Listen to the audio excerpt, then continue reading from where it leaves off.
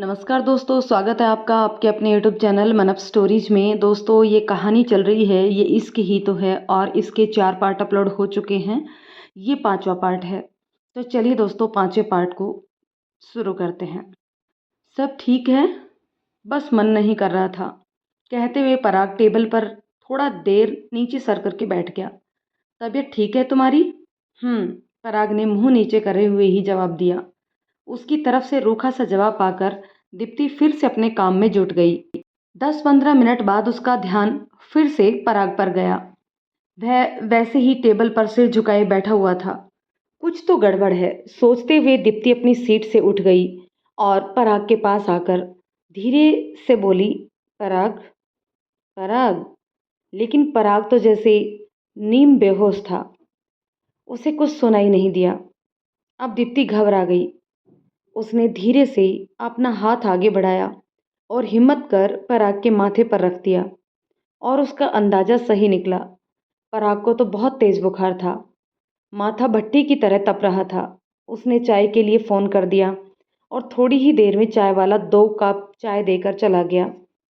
उसके जाने के बाद दीप्ति ने पराग के पास बैठते हुए उसे धीरे से उठाया। पराग, उठो, उठो पराग। दीप्ति की आवाज़ सुनकर पराग हड़बड़ाकर सीधा बैठ गया और फिर उसकी तरफ देखते हुए बोला, ओह सॉरी दीप्ति, आंख लग गई थी। मैं अभी मुंह धोकर आता हूँ। कहीं जाने की ज़रूरत नहीं है, आप यहीं बैठिए। और आपने बताया क्यों नहीं? आपको इतनी तेज़ बुखार है?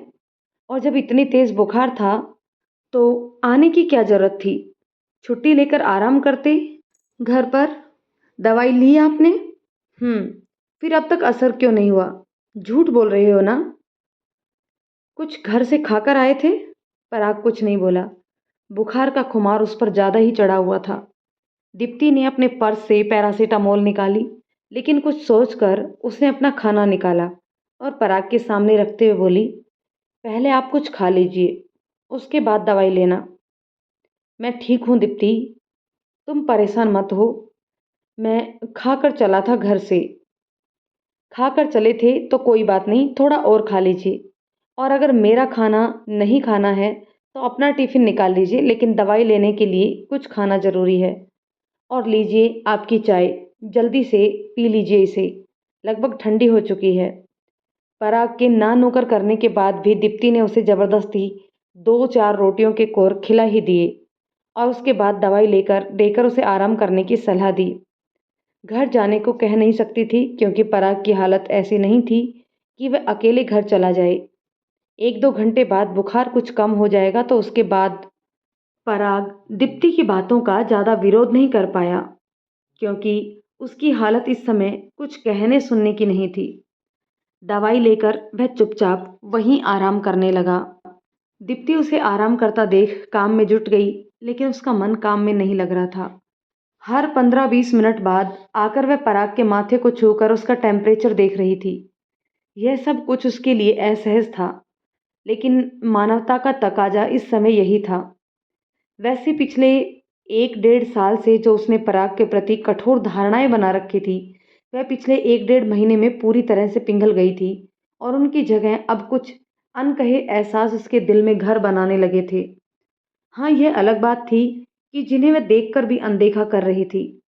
लेकिन जैसे ही इस बार दीप्ति ने पराग के माथे पर हाथ रखा, पराग ने उसका हाथ पकड़ लिया और अपना चेहरा ऊपर कर शरारत से मुस्कुराते हुए बोला, ओ मैडम, मैं पूरी तरह ठीक हूँ। और यह क्या बात हुई भला? अकेला लड़का देखा नहीं और उससे छेड़छाड़ शुरू? अचानक से इस सब के लिए दीप्ति तैयार नहीं थी। वह एकदम से चौंक गई और उसने अपना हाथ पीछे खींच लिया और जल्दी से जाकर अपनी कुर्सी पर बैठ गई। यहाँ तक कि उसे पराग की बात का जवाब ही नहीं सूझा। पता नहीं क्यों वह चाहकर भी कुछ बोल ही नहीं पाई। फिर थोड़ा संभलते हुए बोली, आपको और मैं छेड़ूंगी? सोच भी कैसे लिया आपने? वह तो इंसानियत के नाते आपका हालचाल जान रही थी। घर से आ गए बुखार में मुझे परेशान करने के लिए, और वैसे भी कुछ ज़्यादा ही सीरियस हो जाते हो। प्रोजेक्ट की सारी जिम्मेदारियां मेरे गले आ पड़ती हैं, बस और कुछ नहीं। सच में प्रोजेक्ट के लिए परेशान हो रही थी या कुछ और बात थी। कहीं बंदे का जादू, जादू माय फुट। आप कभी नहीं सुधर सकते। मैं ही बेवकूफ़ थी जो पिछले 2 ढाई घंटे से आपके लिए परेशान हो रही थी। पड़ा रहने देती आपको ऐसे ही बुखार में। लेकिन कहा ना, तब भी मेरी मुसीबत बढ़ती। बाय द वे, इतने बुखार में आप घर से चले ही क्यों थे? दीप्ति ने उसे घूरते हुए कहा। क्या करूं दीप्ति, चाहकर भी छुट्टी नहीं कर सकता था। पराग मासूमियत से उसकी तरफ देखते हुए बोला। क्यों भला? दीप्ति ने भी मीठी सी आवाज में पूछा।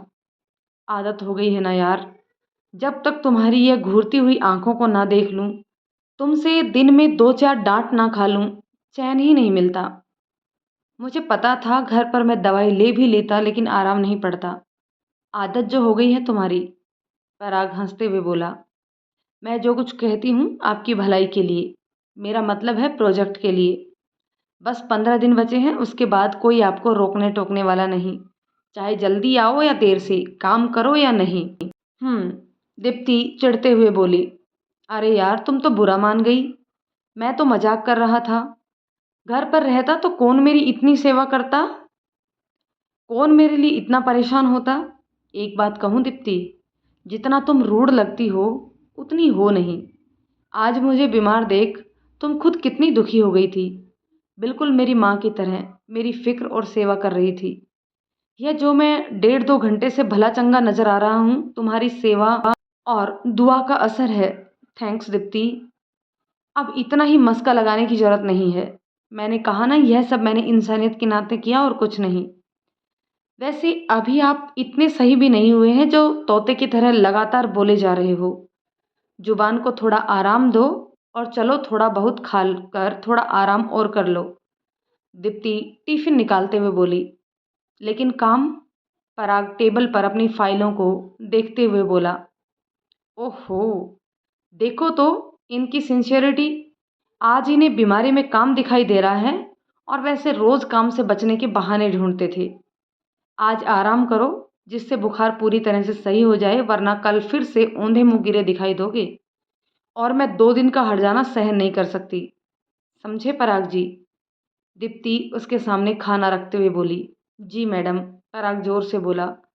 सुनकर दीप्ति को हंसी आ गई। आज होटल ग्रैंड इन में अर्जुन व कंपनी हेड्स ने मिलकर दीप्ति और पराग के प्रोजेक्ट की सक्सेस पार्टी रखी थी। अर्जुन के साथ साथ पूरा मैनेजमेंट और साथ ही साथ एम्प्लॉय हैरान थे कि दीप्ति और पराग ने मिलकर तय समय से पहले प्रोजेक्ट कंप्लीट ही नहीं किया, बल्कि उनकी इतनी शानदार प्रेजेंटेशन थी कि देखने वाले दांतों तले उंगली दबाकर रह गए। अर्जुन के साथ साथ लगभग सभी स्टाफ मेंबर आ चुके थे। सबको इंतजार था दीप्ति व पराग का, और जल्द ही इंतजार की घड़ियां खत्म हुई। जैसे ही पराग व दीप्ति ने हॉल में कदम रखा, सबकी नजरें उन दोनों पर एक पल के लिए ठहर गई। आज दीप्ति ने दूसरे दिनों से हटकर ब्लैक कलर की sleeveless one piece dress, high bun जूड़ा, गले में पतला सा नेकलेस पहना था, तो पराग ने लाइट ब्लू कलर का सूट पहना हुआ था। दोनों ही आज बहुत खूबसूरत लग रहे थे। कामयाबी की चमक दोनों के चेहरों पर साफ झलक रही थी। तालियों की गड़गड़ाहट से सबने उनका स्वागत किया। अर्जुन ने खुद आगे बढ़कर दोनों का स्वागत किया और उनकी सक्सेस की बधाई दी। अपना इतना वार्म वेलकम पाकर दोनों बहुत खुश थे। कुछ देर बाद ही मैनेजिंग डायरेक्टर्स भी आ गए और उसके बाद कार्यक्रम की शुरुआत हुई। बारी बारी से सबने पराग और दीप्ति के बारे में 2 शब्द कहे वे अपनी कंपनी का मोमेंटम देकर उनको शुभकामनाएं दी। साथ ही उनके प्रमोशन व इंक्रीमेंट की घोषणा की। सुनकर दोनों के चेहरों पर खुशियां छा गई। इन सब ऑफिशियली औपचारिकताओं के बाद पार्टी का असली दौर शुरू हुआ, जिसकी सभी को बड़ी देर से इंतजार था। यानी कि खाना पीना, डांस, मस्ती, शराब और शबाब का दौर शुरू हो चुका था। हर कोई झूम रहा था, कोई मस्ती में चूर और कोई नशे में। दीप्ति के लिए यह सब बिल्कुल नया था, साथ ही हैरान कर देने वाला। उन्हें देखकर उसकी आंखें फटी जा रही थी। सबका एक नया ही रूप देखने को मिल रहा था। ऐसा नहीं कि पिछले 1 1.5 साल में कोई ऐसी ऑफिशियल पार्टी नहीं हुई हो।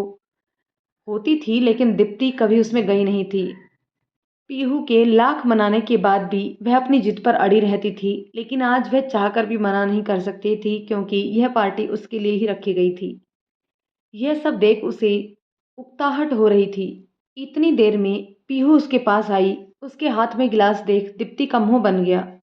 उसकी बिगड़ी शक्ल देख पीहू हंसते हुए बोली, ओ मैडम, ज़्यादा शक्ल बिगाड़ने की ज़रूरत नहीं है।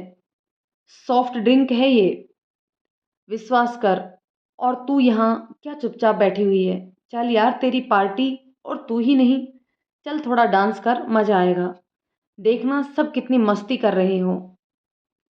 पीहू उसका हाथ पकड़ते हुए बोली, देख रही हूँ सबकी मस्ती को, अच्छे से देख रही हूँ। दीप्ति मुंह बिचकाते हुए बोली, अरे यह तू क्या उटपटांग सोचने लगी है? चल ना, थोड़ा चिल कर। नहीं पीहू, मेरा मन नहीं है, तू जा। तुझे लिए बगैर नहीं जाऊंगी मैं। पीहू लगभग उसका हाथ खींचते हुए बोली। सबको अपनी तरफ घूरता देख दीप्ति चुपचाप उठकर उसके साथ चल दी। डांस फ्लोर पर ना चाहते हुए भी उसे पीहू के साथ कदम थिरकाने ही पड़े। इतनी देर में अर्जुन वहां आ गया और उसने दीप्ति को अपने साथ डांस करने के लिए प्रपोज किया। सुनकर दीप्ति के हाथ पैर ठंडे हो गए। तभी पीहू ने उसका हाथ तेजी से दबा दिया। दीप्ति समझ गई पीहू क्या कहना चाहती है, इसलिए उसने हाँ में अपनी गर्दन हिला दी और चुपचाप अर्जुन के साथ डांस करने लगी। अर्जुन ने धीरे से उसकी कमर को पकड़ा और कंधे पर हाथ रख कर डांस करने लगा। दीप्ति के लिए यह सब बड़ा ही इरिटेटिंग था। उसका मन कर रहा था कि सब कुछ छोड़ छाड़ कर भाग जाए, लेकिन नहीं, वह ऐसा नहीं कर सकती थी। इसलिए चेहरे पर झूठी मुस्कान बिखेरे वह अर्जुन के कदम के साथ कदम मिलाने लगी। लेकिन हाल के दूसरे कोने में कोई खड़ा था जिसके लिए यह सब दीप्ति से भी ज़्यादा असहनीय था। उसे बिल्कुल सहन नहीं हो रहा था कि कोई दीप्ति को हाथ लगाए और उसके करीब आए, उसके साथ डांस करे। इसलिए वह तेजी से डांस फ्लोर पर उन दोनों के पास आया और मुस्कुराते हुए बोला, मैं आई। ओह श्योर, कहते हुए अर्जुन मुस्कुराते हुए वहां से हट गया और पीहू के साथ डांस करने लगा। और दीप्ति अर्जुन से थोड़ा दूर जाते ही उसे घूरते हुए बोली, तुम हाथ पीछे हटाओ पराग, मुझे नहीं करना डांस। यह तो बड़ी नाइंसाफी है दीप्ति। मैं देख रहा हूँ कि अर्जुन सर के साथ तो कितना मुस्कुराकर डांस कर रही थी और मेरे आते ही इतना गुस्सा। क्या कांटे लगे हैं मेरे हाथों में? मैं तो सोच रहा था इन 2 महीनों के साथ और प्रोजेक्ट की सक्सेस ने हम दोनों के बीच एक अच्छी वाली दोस्ती का रिश्ता कायम कर दिया होगा। क्या मैं सही सोच रहा था? पराग शरारत से मुस्कुराते हुए दीप्ति की आंखों में झांकते हुए बोला, बिल्कुल गलत सोच रहे थे तुम। हम और दोस्त कभी नहीं बन सकते। सुना है कभी आग और पानी एक साथ रहते हैं, नहीं ना? और वैसे भी पराग, तुम्हें पता है इस प्रोजेक्ट की सक्सेस में तुम्हारा कितना परसेंटेज योगदान है? दीप्ति अपने गुस्से को मुस्कुराहट के पीछे छुपाते हुए बोली, 100% मिस दीप्ति। दिल बहलाने के लिए गालिब ये ख्याल अच्छा है। यह तो मुझे पता है तुमने कितना अपना 100% दिया है। अब आज के दिन मेरा मुंह मत खुलवाओ और तुम आज के दिन इतना गुस्सा मत हो। वैसे एक बात कहूँ दीप्ति, आज इस ड्रेस में तुम बहुत खूबसूरत लग रही हो। नजरें ही नहीं हट रही तुम्हारे चेहरे से। उसकी बात सुन एक बार तो दीप्ति के पूरे बदन में सिरहन सी दौड़ गई और साथ ही नजरें शर्म हया से झुक गई। लेकिन दूसरे ही पल उसने अपने चेहरे पर आए इन भावों को नाराजगी के पीछे छुपाते हुए बोली, ओहो, तो तभी उस कोने में तुम मुझे घूर घूर कर देख रहे थे और जल रहे थे ना, मुझे अर्जुन सर के साथ डांस करते हुए देख। अगर यही बात मैं तुमसे कहूँ कि इतनी भीड़ में भी और किसी के साथ होते हुए भी तुम्हारी नजरें मुझ पर ही टिकी हुई थी, तो पता है इसे क्या कहते हैं? पराग दीप्ति की आंखों में झांकते हुए बोला। उसके इस सवाल से दीप्ति सकपका गई। उसे लगा जैसे वह अपने ही बुने हुए जाल में फंस गई हो और उसकी चोरी पकड़ी गई हो। उसे कोई जवाब नहीं सूझ रहा था। फिर कुछ सोचते हुए बोली, दुश्मनों पर हर समय चौकस नजर रखनी पड़ती है मिस्टर पराग। चलो जी, दुश्मन ही सही, लेकिन आपकी नजरें इनायत हम पर हुई तो सही। देखना यह दुश्मन कुछ ही दिनों के बाद राजेश खन्ना की मूवी वाला दुश्मन बन तुम्हारे दिल में जगह बना ही लेगा और तुम्हें पता भी नहीं चलेगा। पराग उसकी कमर पर एकदम से अपनी पकड़ कसते हुए बोला और फिर अचानक से एक ही झटके से दीप्ति को दूर कर वहां से चला गया। दीप्ति हैरानी से उसे जाते हुए देखती रह गई। पीहू की बहन की शादी तय हो गई थी और शादी में बस एक महीना ही बचा था। पीहू ने अपनी छुट्टी के लिए ऑफिस में एप्लीकेशन दे दी थी। अब उसे छुट्टी सैंक्शन होने का इंतजार था। यहाँ रहते हुए भी उसने शादी की कुछ तैयारियां शुरू कर दी थी और इन तैयारियों में उसका साथ दे रही थी दीप्ति। आखिर उसे 15 दिन की छुट्टी मिल ही गई। जरूरत तो उसे महीने भर की छुट्टियों की थी, क्योंकि वहाँ बेशक से मम्मी पापा थे, लेकिन उसे पता था कि वह सिर्फ नाम भर के हैं। संभालना तो उन तीनों भाई बहनों को ही है और वैसे भी अपने पिता पर वह पैसों के मामले में भरोसा नहीं कर सकती थी। खैर, यह तो उसे पता था कि कंपनी का रूल है कि सप्ताह भर से ज़्यादा छुट्टी किसी को नहीं मिलती और विशेष कारण हो तो 15 दिन। उम्मीद थी उसे महीने भर की। इसके लिए उसने अर्जुन सर से बात की थी, लेकिन अर्जुन ने भी अपनी असमर्थता जताई। उसने आश्वासन दिया था कि वह मैनेजिंग कमेटी के मेंबर से बात करेगा, लेकिन बात बन नहीं पाई। पर उसे तसल्ली थी कि कम से कम अर्जुन ने उसकी बात समझी तो सही और आगे रखी। पीहू ने अपनी सारी पैकिंग कर ली थी और आज रात की ट्रेन से वह निकलने वाली थी। दीप्ति, तुम चलती तो मुझे बहुत सहारा मिलता, साथ ही मेरे भाई बहनों को तुमसे मिलकर अच्छा लगता। देख ले, एक बार फिर से सोच लेना प्लीज। पीहू उसकी तरफ उम्मीद भरी नजरों से देखते हुए बोली। पीहू, क्या मैं नहीं चाहती तेरे साथ चलना, वहां सब से मिलना और शादी के कामों में तेरा हाथ बटाना? लेकिन पीहू, तू समझ मेरी परेशानी को, मैं मजबूर हूँ। मैं चाहकर भी तेरे साथ नहीं चल सकती। यह दीप्ति देखने में तुझे बाहर से जितनी सख्त लगती है उतनी है नहीं। अगर होती तो अब तक उन यादों को, कहते हुए दीप्ति के आंसू निकल आए। पीहू उसकी पीड़ा समझ रही थी। वह उसके आंसुओं को पोंछते हुए बोली, चुप हो जा दीप्ति, मेरा इरादा तेरा दिल दुखाने का नहीं था। प्लीज़ यार, तू ऐसे करेगी तो मैं तुझे छोड़कर कैसे जा पाऊंगी? और वैसे भी पागल तू यही रह, पीछे से घर की साफ सफाई वाला भी तो कोई होना चाहिए ना, वरना दोनों चले जाएंगी तो घर कबाड़ खाना बना मिलेगा हमें। उसकी बात सुन दीप्ति ना चाहते हुए भी मुस्कुरा दी। उसे मुस्कुराता देख पीहू ने उसे गले लगा लिया और उसे बड़ों की तरह समझाते हुए बोली, देख, पीछे से काम में ही पागल मत हुए रहना, समय से खा पी लेना। तुझे खाने पीने से ज़्यादा काम का भूत सवार रहता है और यही तेरी लापरवाही तेरे सरदर्द का कारण बनती है। मैं थी यहाँ तो संभाल लेती थी, अब पीछे से तेरी फिक्र रहेगी मुझे। मैं अपना ध्यान रखूंगी मैडम, लेकिन तुम भी शादी की भाग दौड़ में अपने खाने पीने को मत भूलना। अपना ध्यान रखोगी तभी सब कुछ सही से मैनेज कर पाओगी। पीहू उसकी बात सुन हाँ में सिर हिलाते हुए मुस्कुरा दी। कहना तो चाहती थी कि तू फिर चल क्यों नहीं पड़ती मेरे साथ, तेरी बहुत ज़रूरत है मुझे यार, लेकिन कह नहीं पाई। शाम को दोनों ही सहेलियां एक दूसरे से दूर होते समय काफ़ी भावुक हो गई थी। पीहू को अपने घर आए हुए एक सप्ताह होने को आया। दोनों ही सहेलियां इस बीच फ़ोन पर एक दूसरे से संपर्क में थी। पीहू को जब भी कोई परेशानी होती वह दीप्ति को भी याद करती और दीप्ति उसकी परेशानी का सॉल्यूशन चुटकियों में निकाल देती। जैसे जैसे शादी पास आ रही थी, व्यवस्था के चलते पीहू की दीप्ति से कम ही बात हो पाती थी। दीप्ति उसे समझती थी। इधर पिछले 2 दिन से दीप्ति ऑफिस नहीं आई थी। पराग और दीप्ति ने जब से प्रोजेक्ट पर साथ काम किया, दोनों में एक चुलबुला दोस्ती का रिश्ता बन गया था। दीप्ति को ऑफिस में ना पाकर पराग को एक खालीपन सा लग रहा था। वैसे उसे अजीब भी लग रहा था, क्योंकि इन सालों में दीप्ति ने शायद ही कभी छुट्टी की हो। उसने पहले दिन उसे फ़ोन किया तो एक दो बात करने के बाद ही नेटवर्क ना आने की वजह से फ़ोन कट गया और अगले दिन तो दीप्ति का फ़ोन स्विच ऑफ ही था।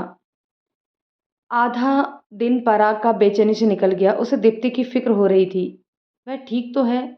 अगर ठीक है तो फ़ोन स्विच ऑफ क्यों है? इन प्रश्नों में उलझे पराग ने ऑफिस से हाफ डे लिया और सीधा दीप्ति के घर की तरफ रुख किया। क्योंकि उसे पता था अगर वह ऑफिस ख़त्म होने के बाद जाएगा तो समय ज़्यादा हो जाएगा और उसके पीजी में 7 बजे के बाद जेंट्स की एंट्री अलाउ नहीं है। पीजी में एंट्री करते ही उसने दीप्ति के रूम के बारे में पूछा और सीधा वहां पहुंचकर दरवाजे की घंटी बजा दी। पर काफ़ी देर बेल बजने के बाद भी जब दरवाज़ा नहीं खुला तो उसे घबराहट होने लगी। उसने फिर एक कोशिश की और इस बार बेल बजाई तो दीप्ति ने दरवाज़ा खोला। पराग को सामने खड़ा देख वह चौंकते हुए बोली, तुम? हाँ मैं। सुबह से तुम्हें फ़ोन मिला रहा हूँ, तुम्हारा फ़ोन स्विच ऑफ आ रहा था, इसलिए तुम्हें देखने चला आया। तबीयत ठीक नहीं है ना तुम्हारी? पराग उसके चेहरे को गौर से देखते हुए बोला, हाँ नहीं, हाँ नहीं।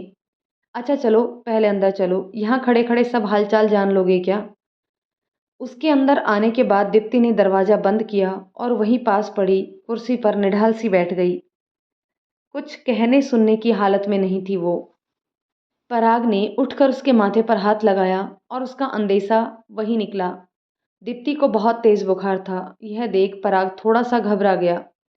दीप्ति तुम्हें तो तेज बुखार है, तुमने मुझे बताया क्यों नहीं? और दवाई ली तुमने? दीप्ति ने हाँ में गर्दन हिला दी। कुछ खाया पिया? दीप्ति चुप रही। उसकी आंखें बुखार के कारण बंद हुई जा रही थी। यह देख पराग ने उसका हाथ पकड़ उसे बिस्तर तक पहुंचाया और आराम करने के लिए कहा। दीप्ति को लिटा हुए किचन में गया, देखा तो किचन में रात के चाय के बर्तन और एक प्लेट में ब्रेड रखा था। पराग समझ गया कि दवाइयाँ असर क्यों नहीं कर रही। उसने किचन में रखे डब्बों को टटोला और उसमें से खिचड़ी का सामान निकालकर कुकर में जैसे तैसे खिचड़ी बनाने के लिए रख दी। फिर वह एक बर्तन में ठंडा पानी लेकर बाहर आया और दीप्ति के माथे पर ठंडे पानी की पट्टियां रखने लगा। दीप्ति नीम बेहोशी की हालत में थी। दीप्ति को पीड़ा में देख वह दुखी हो गया। कैसी जिद्दी लड़की है, अपने में ही रहती है, बता नहीं सकती थी अपनी बीमारी के बारे में। क्या मैं इतना पराया हूँ? उसे मन ही मन दीप्ति पर गुस्सा आ रहा था और प्यार भी। नींद में कितनी मासूम लग रही थी दीप्ति। ठंडे पानी की पट्टियों का असर था कि दीप्ति की आंखें धीरे धीरे खुलने लगी। अब कैसा महसूस कर रही हो दीप्ति? दीप्ति कुछ बोल नहीं पाई, सिर्फ नज़रों से अपने थोड़ा सही होने की बात कही उसने, जिसे पराग समझ गया। वह मुस्कुराते हुए बोला, अच्छा उठो, कुछ खा पी लो, शरीर में कुछ जाएगा तभी दवाइयाँ ले सकोगी। पराग खाने का बिल्कुल मन नहीं है मेरा, दीप्ति ने बड़ी मुश्किल से जवाब दिया। तो दोस्तों यह है कहानी का 5वां भाग। तो चलिए दोस्तों, ये कहानी आपको कैसी लगी कमेंट करके ज़रूर बताइएगा। यदि कहानी पसंद आए तो इसे लाइक शेयर कर दीजिए और यदि चैनल पर नए हैं तो प्लीज़ चैनल को सब्सक्राइब ज़रूर कर लीजिए। मिलते हैं नेक्स्ट पार्ट में, तब तक के लिए शुक्रिया।